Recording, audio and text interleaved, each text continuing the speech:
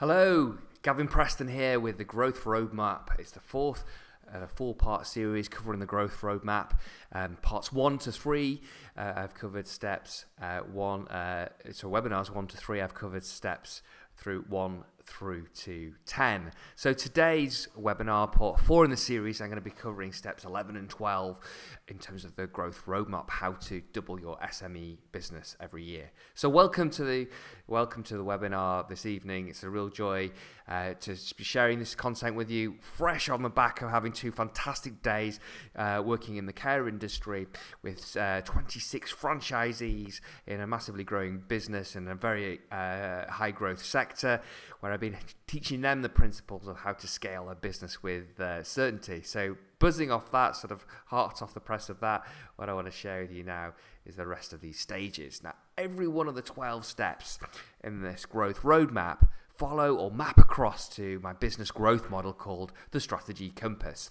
And I'm not going to go into detail about all the different steps of the business growth model, the Strategy Compass, but what you can do is you can go to my YouTube channel, which is Gavin Preston 1, look for the video called the Strategy Compass, and I'll share with you and explain to you each of the steps of the model of the Strategy Compass. So just as a very quick recap. So step 1 was, if you're going to grow your business, you've got to do it on secure foundations. So secure the foundations of the growth of your business first. Ensure that your cash flow is good. Actually take the effort and the time to do a cash flow projection so that you can project week by week for the next 3 months and then monthly there on out for the rest of the year, your cash flows in your organization. Put attention into collecting the money in from your customers as quickly as possible. I go into this in the first of the 4-part webinar. In webinar 1, I go into the steps to secure your growth platform into detail. Part 2, embrace the game. There's going to be bumps in the road on the journey of growing our business. We're going to get thrown with sort of curveballs and challenges. I want you to see them as opportunities to learn, opportunities to grow, opportunities to win. Too many people, when they get the challenges in their business, go, oh, goodness me, not again. What I want you to be focusing on is saying, bring it on. I've now got an opportunity to grow as a person. I've got an opportunity to improve as a business person, as a leader in my team. In my experience, I think the challenges that we're presented in life and our business, we're meant to get. We're meant to have those challenges because we grow as a result of those challenges. Our business gets better as a result of responding well to the challenges, the setbacks, the disappointments, the failures. We come back bigger and better and stronger and improve our offering to the marketplace. We show up better because we've had to hone our skills, the battlefield of day-to-day business life. So when thrown those challenges, think, bring it on. Bring on the game. I'm going to see it as a game and see it as an opportunity for me to grow and improve. So that's embrace the game.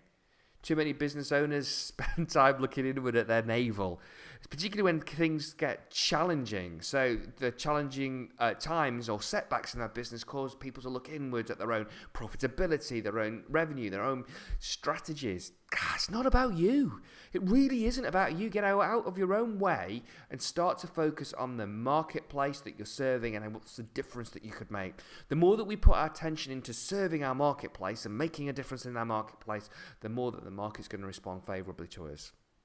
And in the pursuit of that, ask the question, so what? So what's the difference that your product or your service is going to make to your customers and to your customers' customers? Again, I go into more detail in that. Actually, that would have been in webinar 2, where I talked about the point, so what? Number 5, rituals. Athletes warm up before a key race. Racing drivers warm up the tyres and the engine and the vehicle before a key race. Do you warm yourself up before going into a day? Most people do that. I'm on my 3rd cup of coffee now. I'm just about waking up. So set yourself up for success. So in the second webinar, I go into detail some of the rituals that you can start to do that will set you up for success at the beginning of a day. Very, very powerful, so that you get the very best out of each and every day. Goal setting. Number 6, set MTO goals. So one of the challenges when setting a goal is you either achieve it or you don't. It's kind of one or the other, digital, 0, 1. Well, and if you do, great. But if you don't and you miss that goal, it can be quite demoralizing. So set your goals in a level of 3. So the first one is minimum, M, minimum. And the minimum goal is the result, if you carried on your growth trajectory, you know you'd easily hit it within your stride. You'd get there easily within your stride. Set that as your minimum goal, your minimum target. Because what you want to do is start to reward progress. So as soon as you sort of hit that minimum goal, you're going to feel great. Success breeds success. Your team are going to want to move on to the next level. So T is your target, it's your stretch target. So it might be you want to grow 10% as your minimum or 20% as your minimum. Your T, your stretch goal is to grow by 50%, and outstanding is to grow by 100% in the year, for example. Outstanding, you'll be absolutely delighted when you've achieved that, when you've achieved the outstanding goal.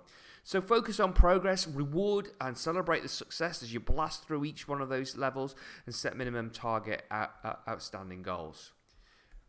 Build relationships and tribe. Even in a world of increasing digital and social interaction, people still do business with people they know, like and trust. And you've got to build relationships, whether they're online or offline, with people by adding value first, helping to solve the problems that they may be facing in their marketplace, but just keep giving and adding value. Your vibe attracts your tribe. If you deliver enough value into your marketplace, then over time it's going to be repaid many times over. Innovate to differentiate. Too many copycats out there in the marketplace. That's the fastest path to the bottom in terms of pricing.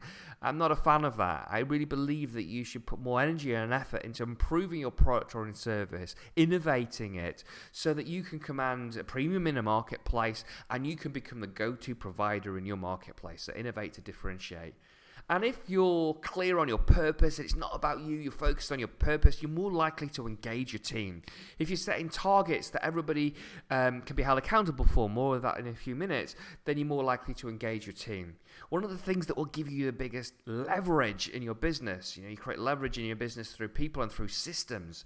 So work on keeping your team, communicating well with your team, setting clear targets, having them follow you in your mission around the purpose of your business, and keep them engaged. And then look about how you can collaborate with others. If you could imagine a triangle where you've got brand at the top, and at the next corner you've got product, and then you've got distribution. In your business, you might have a great product, but you might not be known in the marketplace. You might not have a strong brand, and you might not have good distribution out to that marketplace. If you've got one and you can partner with somebody with the other two, that's fantastic. If you've got two of the three, either the product and the brand, but not the distribution, again, you're even more attractive as a potential partner. And look to who you can collaborate with, whether it's a large business or a small business, and create a joint venture, create an opportunity where it's a win for them, a win for their customers, and thirdly, a win for yourself. So the new content today in terms of steps 11 and 12. Raise standards and accountability. We as human beings are pre-programmed to grow. So what we want to do is set a culture of constant and never-ending improvement. Good is just not enough. There's a concept at the moment, it's often talked about when you bring in a product to market, about your MVP, your minimum viable product. That's really good in terms of overcoming procrastination. There's too many business owners, too many business keep working on until they got it perfect and never get it to market because they keep trying to get to perfection. Where there's others that get a product out to market, the minimum viable product, and then start with customer feedback, improving on getting it better and better. So what I'm advocating is always with your existing product or service, always be looking about how you can follow the Japanese philosophy of Kaizen, and always be looking about how you can constantly be improving the quality and the features and benefits of the quality of your product of your and service. We're pre-programmed to grow. We're surely and curious about how we can make things better. The time when you get complacent and get a little bit lazy are the times when others will overtake you in a business context. Their product or service just has the edge. So you've got to get your team, expect a higher standard from your team in terms of constant and never-ending improvement. Also, the second aspect of this is accountability. Bob Proctor, accountability is the glue that ties commitment to results. There's way too much blame in the world at the moment and finger pointing, but blame's really a lack of personal responsibility. Do you know that when you point one finger at somebody else, there's three fingers pointing back at yourself? If we're going to create that leverage I talked about a few minutes ago through people and through systems with people. You need individuals to take personal accountability, not just to tick off a list of the jobs to be done, but to hold themselves accountable on achieving a result, on achieving an outcome. So let's move a conversation from a task focus to an outcome focus. So the task might be, have you followed up and made the return sales calls to the leads that are coming into your business? That's the task. But the outcome is securing the sale. And so hold individuals in your teams accountable for achieving those targets, those outcomes, and give them the trust and the autonomy to making that happen. Then review progress on a regular basis through the team meetings, review progress, and track their progress and get them to take personal responsibility. Here's another thing to think about. Inevitably, members of your team will come to you and say, well, we've got a challenge, we've got a problem, how do we solve it? Well, I encourage, the thing is that so tempting to do in those moments is to jump in and give them the answer. But when you jump in and give them the answer, who's doing the thinking? When they are coming to you for advice, for ideas, for the answer to the situation or to the problem, if you keep jumping in and giving them that answer, you're the one that's doing the thinking. And in so doing, you're breeding dependency. Instead, you want to breed capability, not dependency. And you breed capability by throwing it back, pushing it back at them to get them to think through asking a question, such as, so what are the ways in which we can solve this? You are getting them to start to think. You will teach them how to think and approach the problem. And if you ask really good questions like, what are the ways in which we can solve it? What are the ways? That presupposes, that already assumes that there is a way, or there are ways in which this problem can be solved. So what are the ways in which we can solve this? And over time, they start to ask themselves that question before even coming to you. And instead, they'll come to you with an array of options, of potential solutions for you to discuss which is the most appropriate. And ultimately, you'll have enough accountability and trust in them, and they'll just solve the problem and get on with it and achieve the outcome without having to run things by you. So I've already mentioned about shift focus from task to outcome.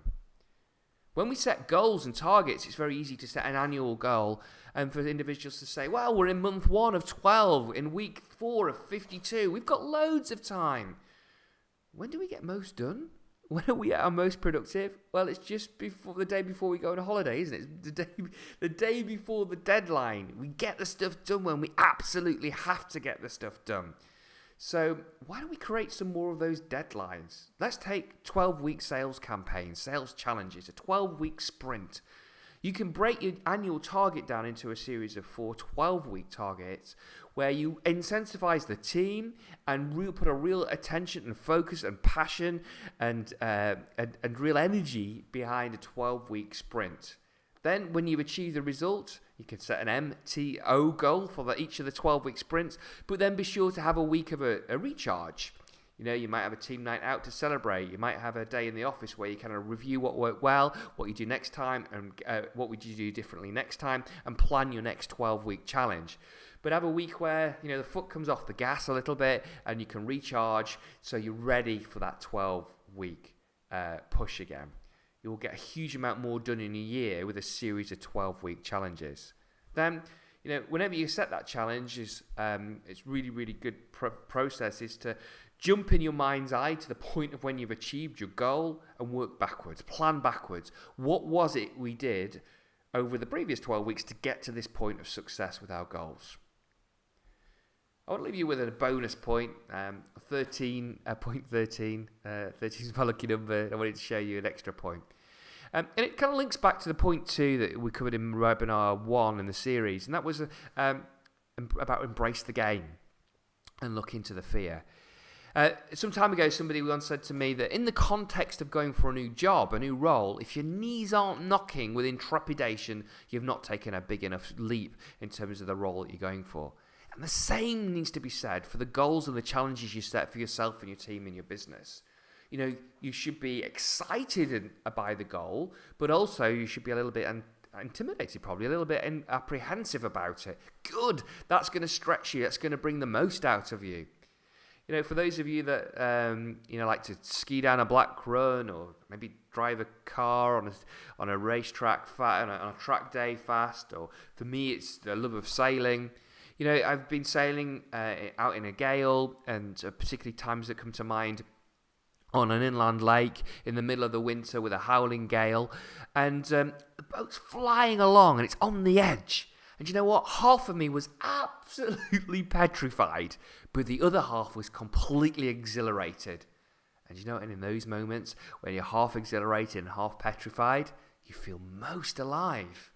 I think we play it safe for too long because we don't, as human beings, don't like rejection or failure or setback.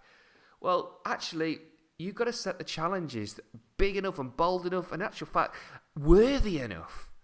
Often I'll ask groups when we're doing a goal-setting thing, you set yourself a goal, just stand back and have a look at them. Somebody of your skill, your experience, your education and your training, your passion, your tenacity and determination, your talent, your sheer capability, somebody of your belief and vision. Are those goals worthy of you? Are they worthy of you? And if they're not, revisit them.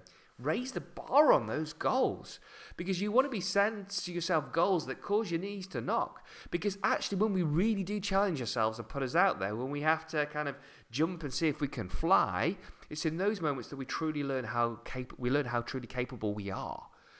So my encouragement, so you can feel more alive, is be brave and bold. Be brave and bold in the goals you set yourself for your team and for your business. Have fun in going to achieve those. Push hard in the 12-week sprints. And most importantly, pay attention to your gut feel and be sure to be you. So there's 13 points there that I've covered over the last 4 webinars. Steps that if you keep bringing that into the culture and the approach into your business, you're setting yourself not only to success, but you're setting yourself up for doubling your business. If you've got any questions that you want answering for your business, then drop me a line. Send me an email to gavin@gavinpreston.com. I want to hear from you. If you want any other subjects covering in future videos and future webinars, again, please let me know. So it's gavin@gavinpreston.com. And connect with us on our social media channels. So like us on Gavin Preston Growth Strategies. Subscribe to the channel on YouTube, Gavin Preston 1. Check us out and follow us on @Gavin Preston on Twitter, and indeed connect on LinkedIn, again, Gavin Preston. And I look forward to serving you on the next video. Let me know what topics you want to hear more about in the space of growing your business and growing your team and improving your productivity. And I look forward to serving you on the next time.